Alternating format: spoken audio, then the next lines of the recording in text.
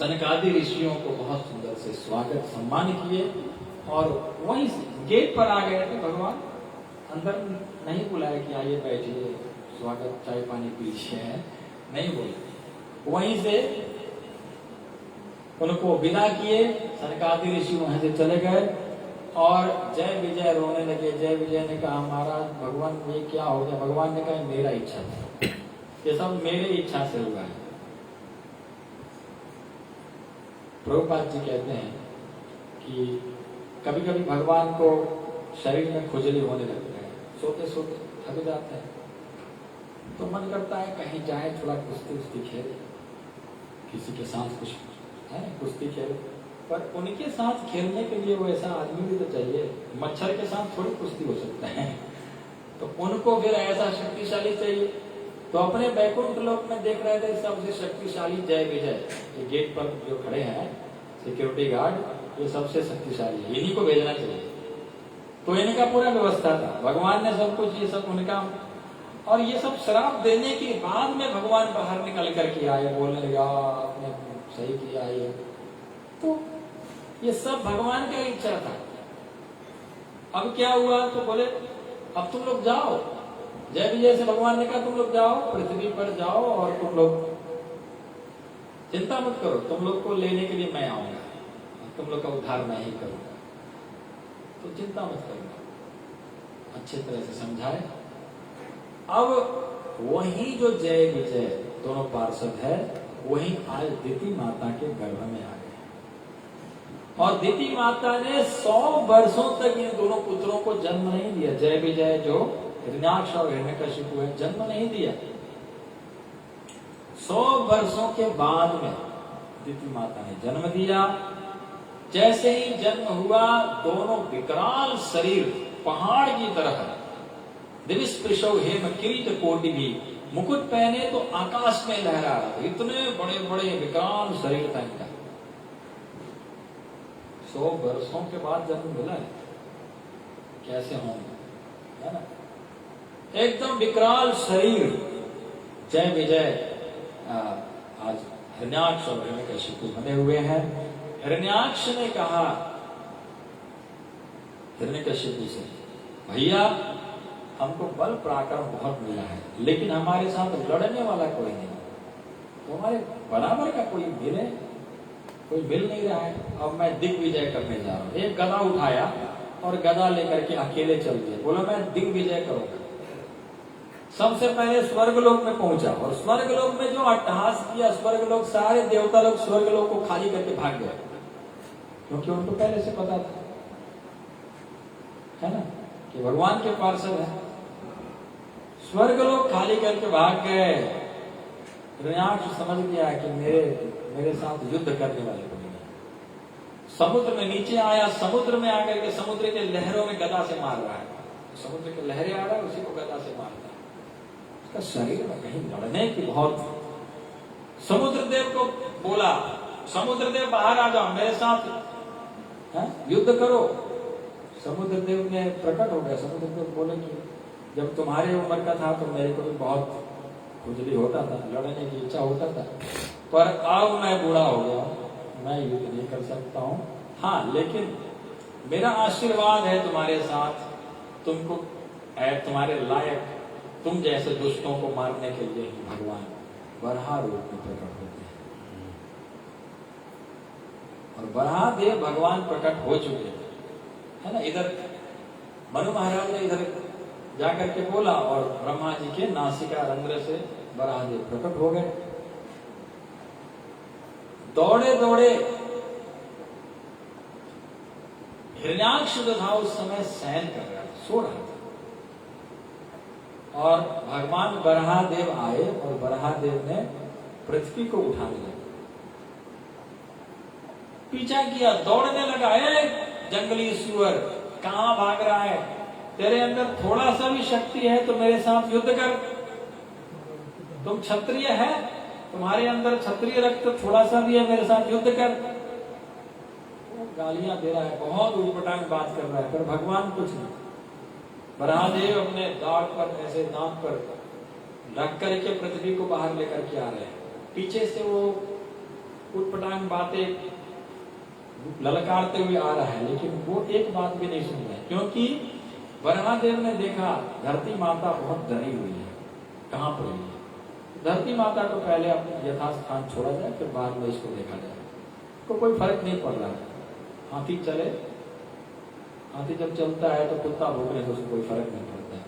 वो लेकर के आए और ले आकर के अपने यथास्थान जल को स्तंभित किए और ले आकर के पृथ्वी को रखे और तब पीछे घूम करके बोले, हाँ वो क्या बोल रहे हैं, सत्यम वयम भोवन गोचरा मृगा युष्मद विधान मृगये ग्राम सिंह। तुम सत्य बोल रहे हो, बिल्कुल सही बोल रहे हो, जंगली सुअर। हाँ मैं जंगली सुअर हूं, लेकिन तुम जैसे ग्राम सिंह माने कुत्ते, है ना। गांव में, अपने गांव में वो सिंह होते हैं और दूसरे के गांव में जाते हैं दुबा के भागते हैं, है ना। तो ग्राम सिंह संस्कृत मतलब ऐसे शब्द दिए, ऐसे शब्द बोले तो उसको भी बुरा ना लगे, लेकिन वो समझ गया कि ये तो कुत्ता बोल रहे हैं मेरे को, है। इतना क्रोधित हुआ हिरण्याक्ष और भगवान को इतना जोर का गला से मारा कि भगवान के हाथ से गला छूट गया। सारे देवता चिल्लाने लगे, हे प्रभु जल्दी करो, इसको जल्दी मारो। भगवान ने उस गधा को उठाए, है, और भगवान खेलने लगे जैसे कोई गरुड़ कोई छोटे से सर्प के साथ खेले। गरुड़ का आहार है सर्प, सर्पों को खाते हैं गरुड़ सर्प के साथ खेले तो उनको क्या है ना, आसानी से खेलते। वैसे ही भगवान जो है इस हिरण्याक्ष के साथ खेल रहे थे, इधर से उठा के उधर फेंक देते, उधर से उठा के उधर फेंक देते। इतना शक्तिशाली हिरण्याक्ष को भगवान इतना आसानी से खेल रहे थे, लेकिन देवता सभी भयभीत। देवता बोल रहे थे, प्रभु आप ज्यादा देर मत करो, इतना मत खेलो, जल्दी मार दो, क्योंकि संध्या होते ही इन असुरों का ताकत और बढ़ जाता है। रात होगा तो इनकी ताकत बहुत ज्यादा बढ़ जाता है।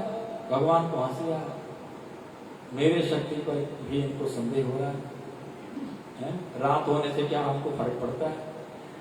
पर भगवान ने देखा कि इनकी ज्यादा ही इच्छा हो रहा है, तो भगवान ने एक तमाचा लगाया, करे न कर्ण मूले हम यथा त्वाष्ट्रम मरुत्पति। एक तमाचा लगा, एक ही तमाचा में निष्प्राण होकर गिर पड़ा पृथ्वी। सारे देवता देख रहे हैं, मर गया क्या, हिल नहीं रहा है।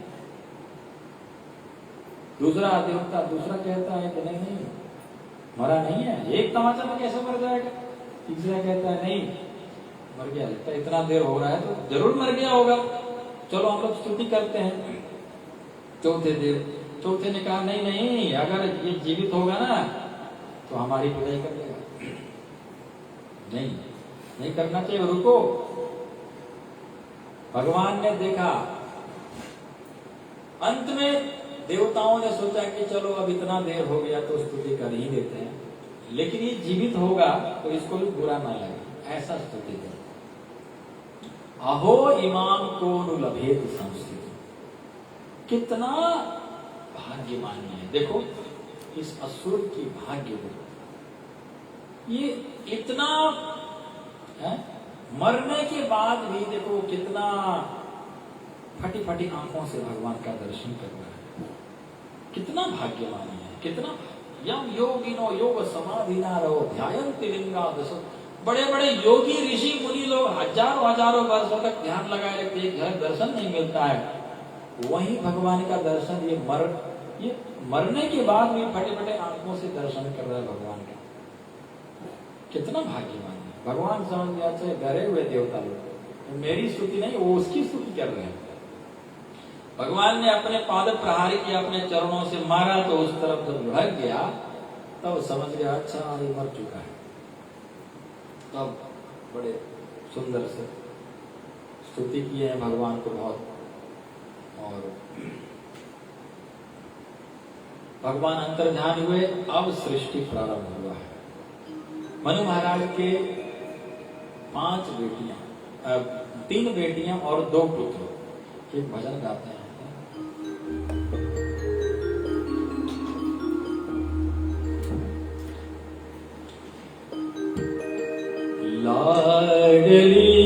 अद्भुत नजारा तेरे बरसाने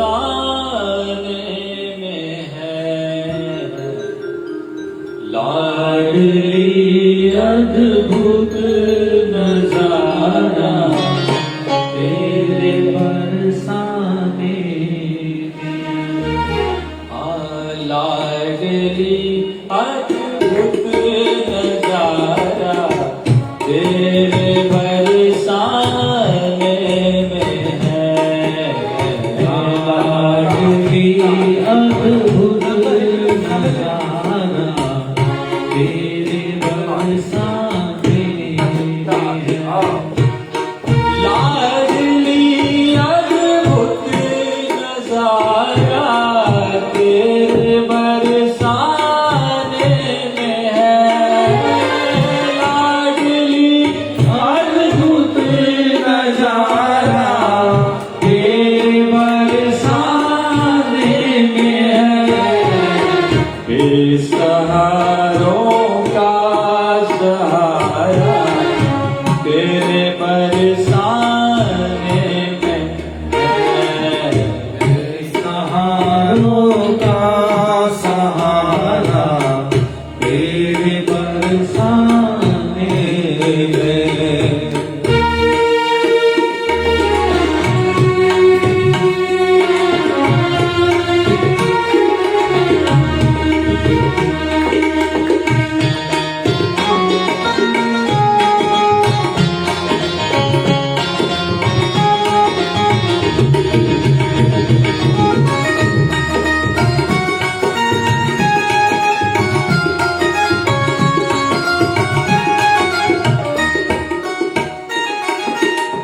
झांकिया तेरी महल की कर रहे सब देवगण। किया तेरे दर्शन की देख रहे हैं देवगण। झांकिया तेरी महल की कर रहे सब देवगण। किया तेरे महल की कर रहे सब देवगण। आ गया वैकुंठ सारा तेरे बरसाने में है। आ गया वैकुंठ सारा तेरे बरसाने में है।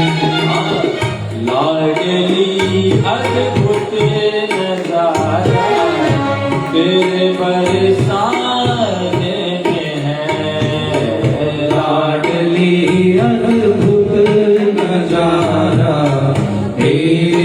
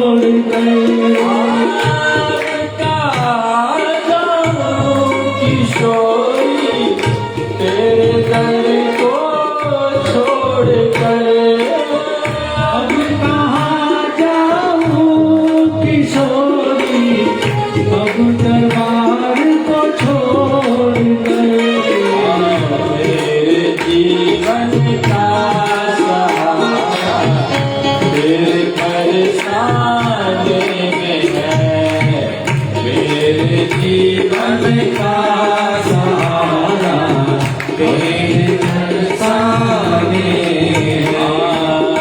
लाडली अद्भुत नजारा तेरे बरसाने लाडली अद्भुत नजारा तेरे बरसाने लाडली अद्भुत नजारा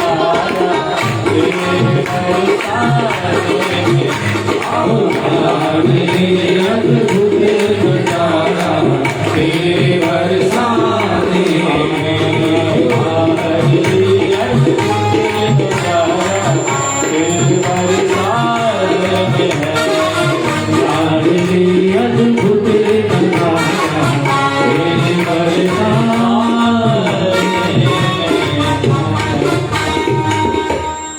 बोल राधा रानी की बरसाने वाली की। माइक्रोफोन तो आप ऐसे पकड़िए, नहीं ठीक है, ऐसे पकड़िए ना, ऐसे लेने से ठीक रहेगा। और बेटा लगाइए मनु महाराज के 5 संतान हुए, 3 बेटियां और 2 बेटे। 3 बेटियां हैं, आकृति, देवहूति और प्रसूति। 2 बेटे हैं, प्रियव्रत और उत्तानपाद। सबसे पहले मध्यम पुत्री देवहूति का चरित्र सुना रहे हैं। मैत्रेय मुनि विदुर जी को सुना रहे हैं। देवहूति माता का विवाह कर्दम मुनि के साथ, जो कि बिल्कुल त्यागी बाबा, जिनकी ढंग से कुटिया भी नहीं है, तपस्या में लगे हुए हैं जंगल में। उनको ले जा करके अपनी बेटी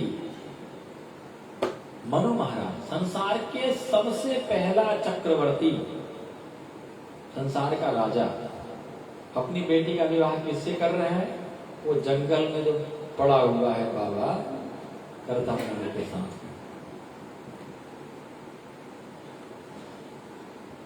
कर्दम मुनि ने विवाह करके अपना भजन में फिर से लग गए, उनको कोई फर्क नहीं पड़ा। देवहूति माता भी अपने पति के सेवा में लगी रही। बहुत वर्षों के बाद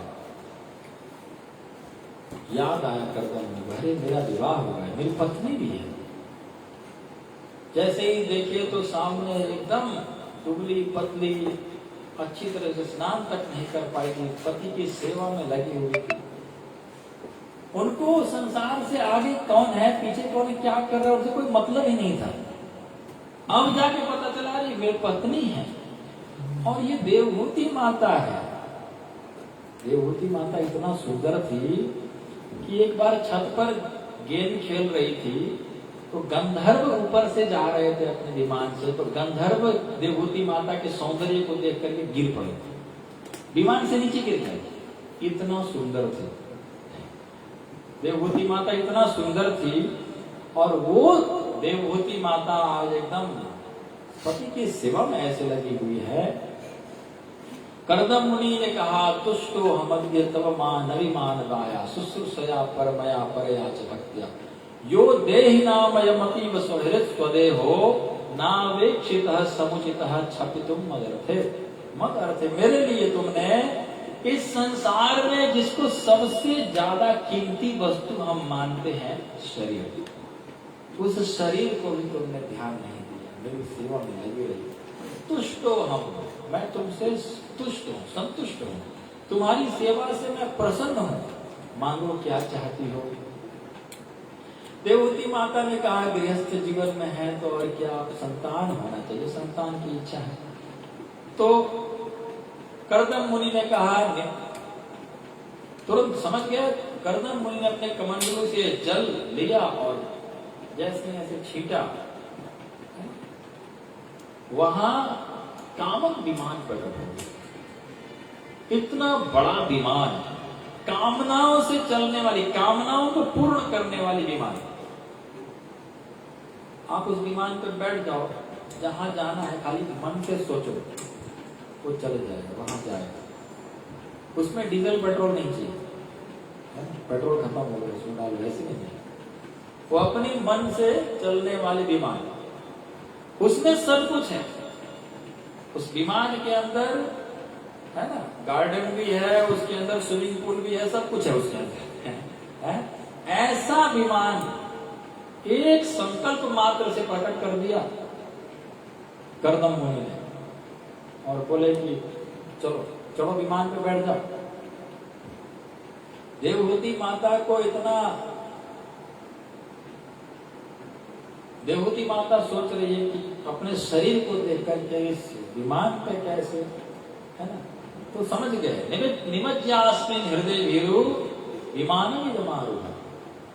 देवी चिंता मत करो, ये बिंदु सरोवर में स्नान करो और तुम विमान पर चलो। तो जैसे ही बिंदु सरोवर की तरफ आगे बढ़ी तो शतानी दशक अन्य कहा, सैकड़ों स्त्रियां देवियां प्रकट हो गई और उल्टन लगा लगा करके स्नान करा के चमचमाता शरीर हो गया, और तब विमान पर जाकर बैठी। और इस तरह से कर्दम मुनि देवहूति माता के साथ विमान पर स्थित होकर के 9 बेटियों को जन्म दिया। अब कर्दम मुनि ने सोचा कि फंस गया मैं, तो मैंने अब तो यहाँ नहीं रहना चाहिए, अब तो बाबा बन जाना चाहिए, अब घर त्याग देना चाहिए। तुरंत दंड कमंडल उठाए और चल दिए।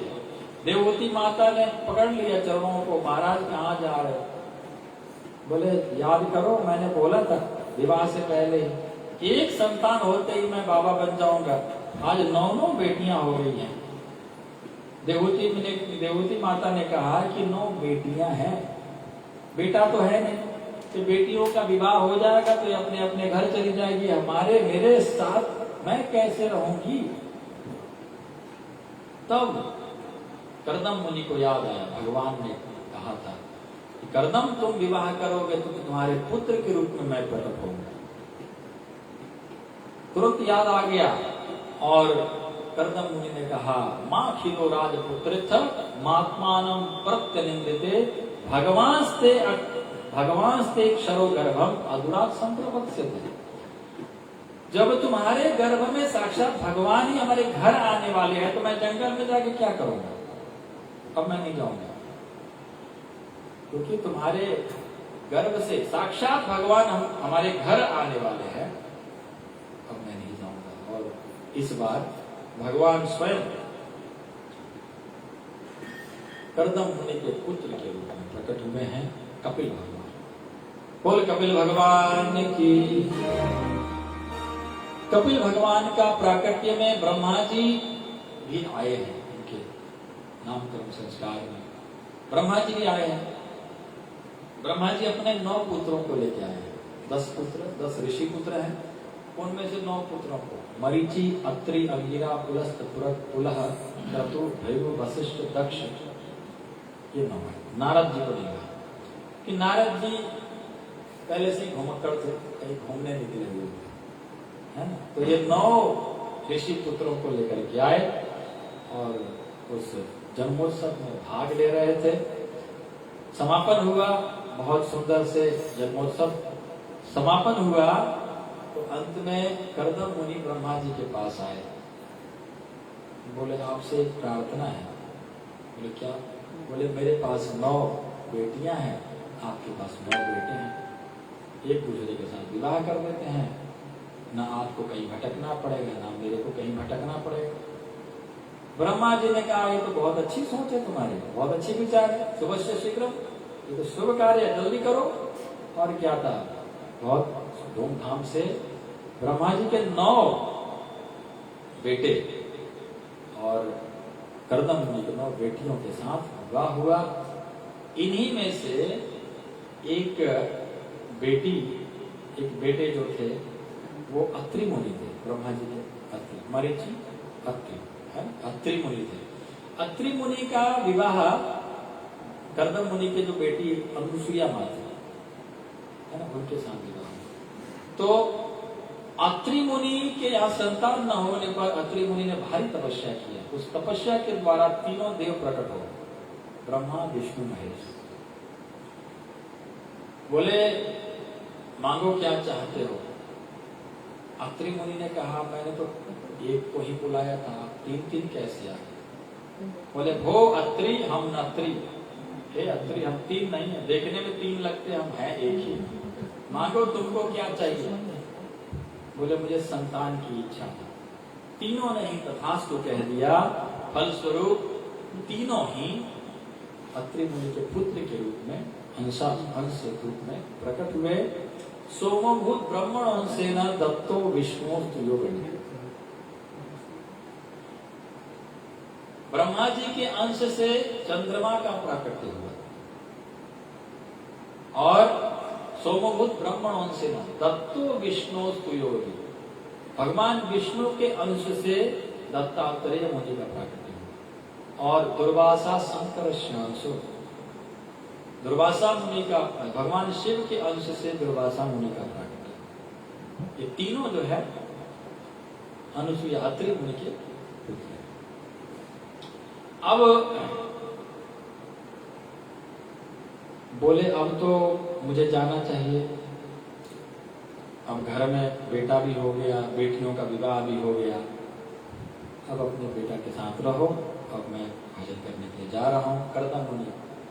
अब इस बार देवहूति माता ने भी रोकने का दुराग्रह नहीं किया और ये होता है त्याग। इसको असली वैराग्य कहते हैं। पत्नी से नहीं बन रहा है, झगड़ा हो रहा है, लड़ाई हो रहा है, तो फिर चलो जंगल में, है ना। घर में भाई खटपट तो चल बाबा के मठ पर, वो वाली नहीं होनी चाहिए, है ना। तो घर में खटपट होगी तब जाके बाबा जी बनेंगे, ऐसा नहीं होना चाहिए।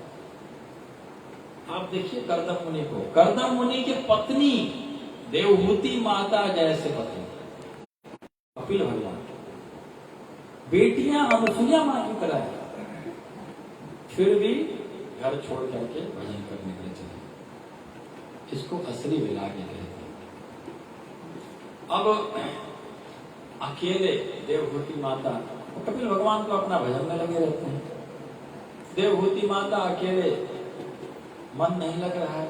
देवहूति माता आई कपिल भगवान के पास और बोली निर्विन्ना नितना भूमन असद इंद्रिय दर्शनात् ये न संभाव्य माने न प्रपन्नानंतम।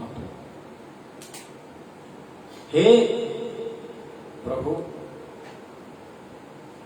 हे मेरे पुत्र, आपको सब लोग भगवान कहते हैं, आप बताओ कि मेरा कल्याण कैसा हो, क्योंकि मैंने संसार में